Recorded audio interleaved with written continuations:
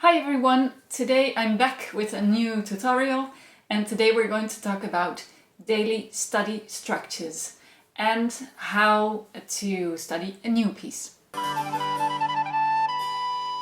So we've come to a daily practice program and actually the first part of this is the warming up. We're starting first with a specific warm-up on the instrument and technique, then a repertoire and in the end improvisation. Repertoire and improvisation, you can exchange them if you wish. So first we start with long notes. If you really don't have any time, at least it should have a low note, a middle note and a high note. If you've got more time, then please go along a scale.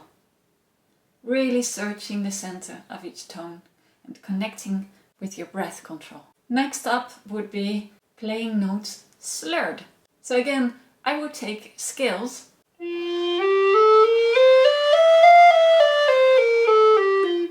and just go through them. But it can be something else as well. The good thing about scales is that they're easy to memorize, and anything that we've got memorized, we don't have to think about it anymore. As an extra step, you could go through the book of Kees Boeken, 3 exercises, slurring all the notes.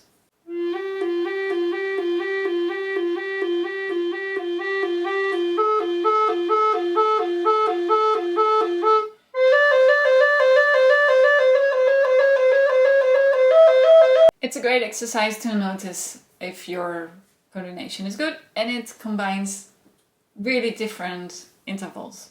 Another good book is a book by Bart Spanhoven, whose title I'll put up here. Next, we're going to add articulations. One of my favorite books is The Complete Articulator, again by Kees Boeken. This one works on all the combination of T and D. So it starts with D,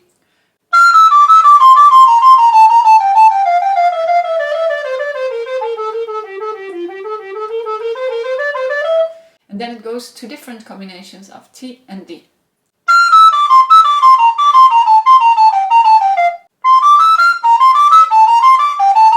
And then after that it goes to 2 T's and 2 D's, etc, etc.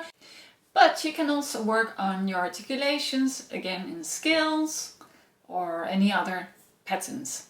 Then we come to the double articulation, if that's what you're working on. So it can be either diddle diddle diddle diddle, or lede lede lede, or digge digge digge digge digge digge, which is the same, which is the use of the 2 parts of the tongue. So for this I have a pattern of arpeggios, which I really like.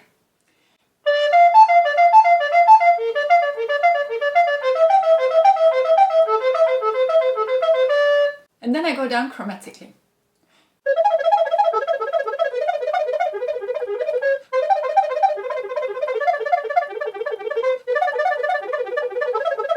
Etc. But here any arpeggio would be great.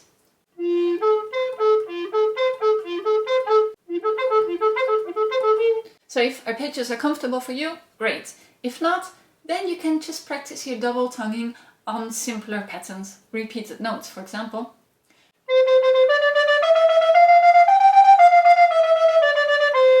And after this, little scales.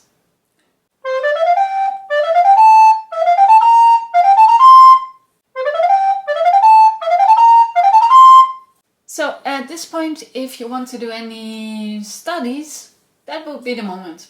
Could be anything, there are a lot of study books out there. So for example, the Caprice by Quent.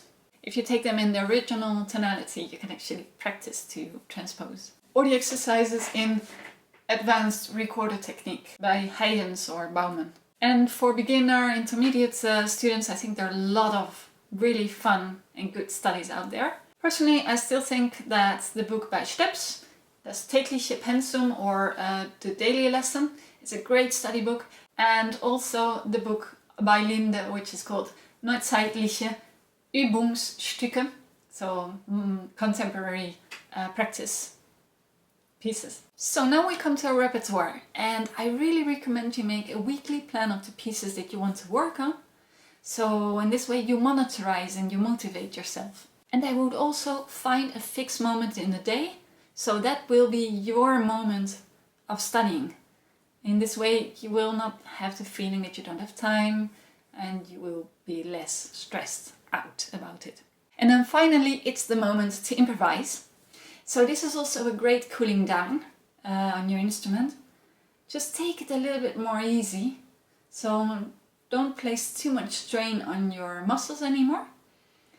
And be curious, be open. You can even improvise on music that you've been playing, of your repertoire. And it can be completely free, or you can think about more historical genres. So that would be diminutions, ricercate, preludes. There's lots of things to do. Baroque ornamentation. And finally we come to cooling down without the instrument, which is important for your muscles to recover.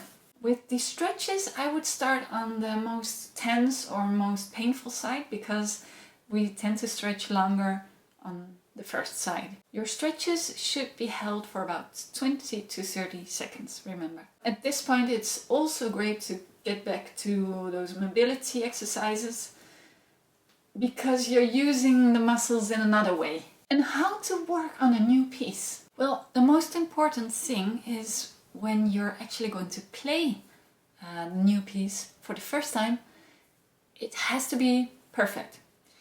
If you repeat the same mistake a couple of times, your brain will register it. And that first time, when we're playing, we're making a new construction inside, a new connection. So this is a new connection also from the brain to the muscle. Therefore, the brain has to be able to follow what the fingers do. And not only the fingers, it's also about the muscles for your breath support. It's also about the tongue. Everything counts, your posture. So that's why I would study slowly, so that my brain can really follow everything. I would isolate the more difficult parts. I would also make an analysis. What's really going on in this music? Why is it written as it is? What does it tell me? Rhythm is an issue. I really believe that it's better to keep a steady rhythm and not making any changes in the rhythm, especially for people who are on a beginner or intermediate level, because if not, the brain is going to register precisely that change in rhythm or tempo. Finally, it's important that we learn to read 1 or 2 measures in advance. So you have to look ahead, you have to know already what you're playing. It's about getting a bigger overview. If the rhythm of a piece is difficult for you, perhaps you will want to isolate the rhythm first and play everything on one note or verbalize it. So there is this method, which is the Kodali method, which assigns a vowel or a syllable for each value. So for example, a quarter note is called ta, an eighth note is called ti. And so for example, you could sing da ti ti dam ti da ti di ti di da. This helps as well. And with this, we've come to the end of this video. Please like and subscribe, and check out my other tutorials if you haven't already, because there's a lot of information that will connect with the content of today. Thank you so much. See you next time.